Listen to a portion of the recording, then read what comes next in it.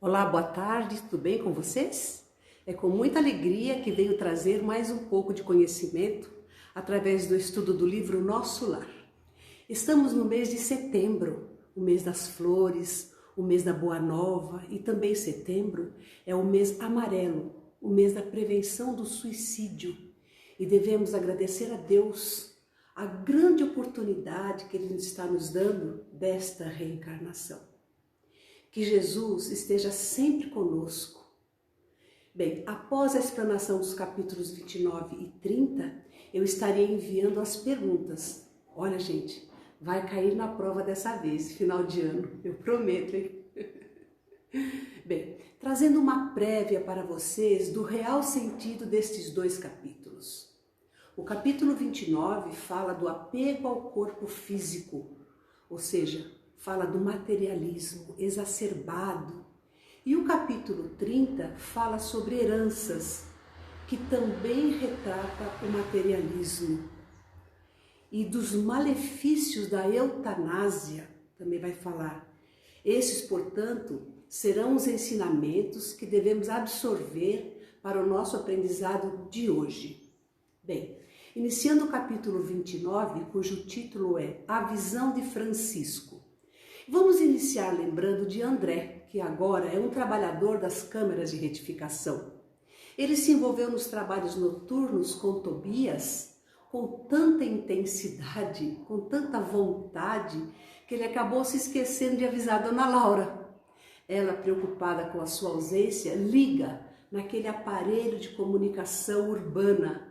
Aí então a gente lembra que tudo aqui no nosso planeta é uma cópia mal feita do plano espiritual, em termos de edificações e principalmente em tecnologia. Retornando às tarefas, então André nota Narcisa tentando, digamos, acalmar um rapaz que revelava sérios distúrbios. Era Francisco. Ele gritava, ele pedia socorro, pois estava tendo visões. Dizia a Narcisa que o monstro vinha vindo. Ele estava apavorado. André pergunta a Narcisa a quem ele está se referindo, porque ele não via nada. Seria alguma sombra invisível? Narcisa, tranquila, explica que Francisco está vendo seu próprio cadáver vindo em sua direção. Por quê? Porque em vida ele fora muito apegado ao corpo físico. Sofreu um acidente e desencarnou, ficando longos dias ao lado dos despojos. Francisco não se conformava e queria levantar aquele corpo inerte a qualquer custo. Ele não tinha tido nenhum conhecimento sobre as leis da vida e da morte. E ao mesmo tempo, Francisco temia encarar os fatos reais, o fato de haver desencarnado. Todavia, o tempo foi passando e os vermes foram fazendo o trabalho da decomposição. Essa visão fez com que ele experimentasse o horror da degradação do próprio corpo. E foi assim que Francisco, apavorado, foge e passa a frequentar as zonas inferiores do umbral. Porém, Francisco era filho de pais que tinham muitos méritos e que intercederam por ele, pedindo que fosse resgatado lá do umbral. Os samaritanos os atenderam, e então Narciso explica que por conta dessas visões constantes, Francisco estará retido aqui nestas câmeras, André, para se regenerar mentalmente. O pai de Francisco veio visitá-lo. Estava em companhia do ministro Pádua, lá do Ministério da Comunicação. Pobre filho, que estava ainda tão perturbado, que nem reconhece o pai, que fica desolado, e não é para menos, né, gente? Foi assim que o pai, então, toma uma atitude de se ajoelhar perante aquele filho. Ele toma as mãos de Francisco e as beija com tanto carinho, com tanto amor, como se ele quisesse naquele ato lhe transmitir fluidos vitais. E chora desolado. Narcisa, que assistiu a essa cena, ela conta que, inexplicavelmente, depois desse ocorrido, Francisco melhorou muito. Suas visões agora são esporádicas. Meus queridos, isso que aconteceu com Francisco ocorre com muitas pessoas depois do cessar do corpo físico. O apego excessivo ao corpo e, consequentemente, à matéria de forma geral, levam ao desequilíbrio. E o fato de verem seus próprios cadáveres a persegui-los, isso acontece com as pessoas que não querem saber nada da espiritualidade. Quem conhece alguém assim? Quase toda a família tem um ou outro mais ou menos assim, que não acredita em nada, não é mesmo? Quando esses seres desencarnam, provocam a criação mental do cadáver de si próprios, se atormentam e sofrem até a eliminação integral de seus fantasmas. Então vamos refletir, queridos, sobre nós mesmos, que estamos hoje na carne. Vamos acordar para novos conceitos importantes que precisamos aprender. A doutrina espírita, através de Allan Kardec, nos traz muitos esclarecimentos em seus livros da codificação. Estamos no tempo de aprender.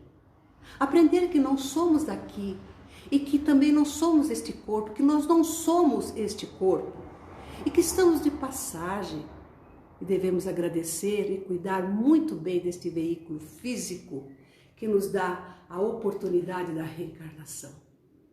Há uma metáfora que diz: a flor que morre volta para a terra, mas o seu perfume volta para o céu. Nosso corpo é como uma semente de árvore, que ninguém percebe. No entanto, essa semente guarda dentro de si um gigante carvalho.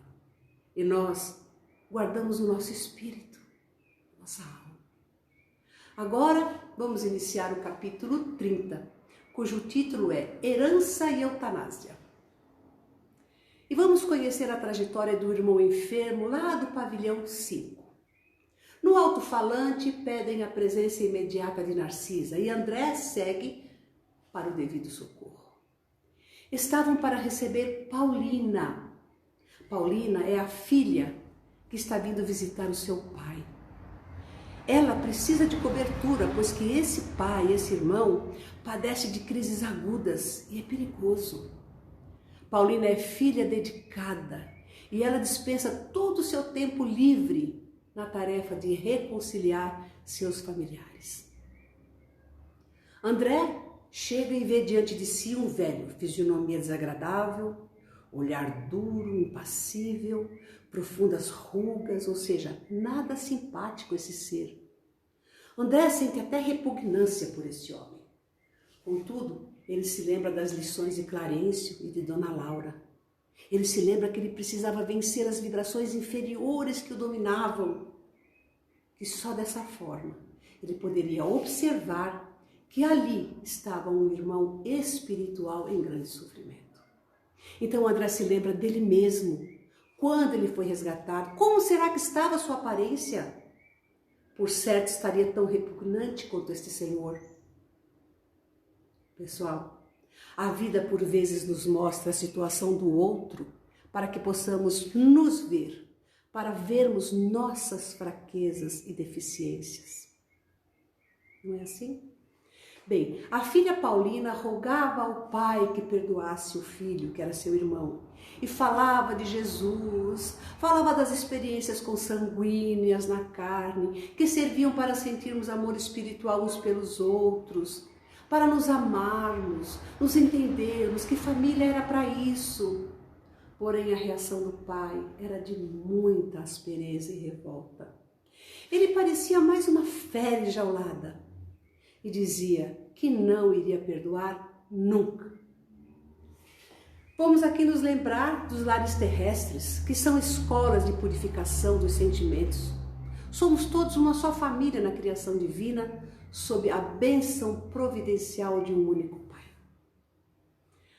A mãe de Paulina fora recolhida ao hospício. Amália e Cacilda, suas irmãs, entraram em luta judicial contra Edelberto e Agenor, seus irmãos, por conta dos patrimônios materiais que o pai ajuntou em vida. E agora, o pai em estado grave, a mãe louca, os filhos perturbados, odiando-se entre si. Motivo: a fortuna. Era a fortuna que lhes roubava a felicidade. E muitos pais, no ensejo de deixar herança para os filhos, para ajudar a família, nem imaginam o que poderá acontecer. A riqueza é transitória e não é possível assegurar o futuro de nada e nem de ninguém. Pensemos nisso, pessoal. Nós devemos assegurar o futuro dos que amamos, garantindo a tranquilidade moral e intelectual deles, sempre respeitando o trabalho honesto. E isso é o melhor que podemos fazer pelos nossos. E Paulina chora, dizendo: Pai, o Senhor acumulou tantas moedas, tantas propriedades, muitos outros bens materiais, Pai. Esse seu gênero de vida arruinou nossa família. Minhas irmãs Amália e Cacilda tornaram-se preguiçosas e banais. E por serem assim, acabaram por atrair maridos iguais a elas, ociosos, visando tão somente vantagens financeiras. São infelizes. Agenor não quis estudar e buscou só más companhias, leva uma vida fútil. Edelberto tornou-se médico, sim, porém menospreza a medicina e nem sequer exerceu. Todos perderam as possibilidades espirituais, distraídos no apego do dinheiro fácil. O pai, agora desencarnado, não perdoava seu filho Edelberto, que acabou provocando o crime da eutanásia consigo, oferecendo-lhe substância como se fora uma morte suave. E diga-se de passagem que o pai já se encontrava em estado moribundo. Isso agravava muito mais. Agora o pai não perdoava e entrava em crise de revolta, de ódio. Paulina, a filha, afaga o paizinho, olha-o com muita tristeza e retira-se, preocupada. Claro. Bem, o caso aqui relatado, nós vamos com muito pesar e comumente o crime da eutanásia, porque nós espíritas não compactuamos com essa prática. Nós vemos também as heranças que causam tantas desavenças e transformam a família em espíritos diabólicos muitas vezes, estabelecendo infernos individuais.